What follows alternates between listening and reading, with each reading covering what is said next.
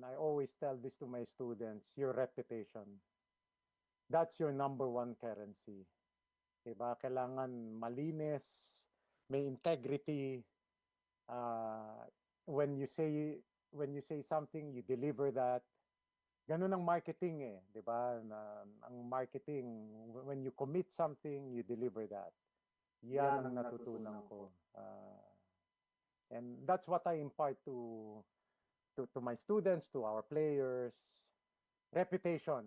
Kailangan. Kasi kung sira ako, baka unang ano pa lang, pasok ko tungtong ko lang dyan sa PBA, yung pag-apply ko, baka hindi na ako pinapasok dyan ng PBA. But keep your name clean, yan ang importante.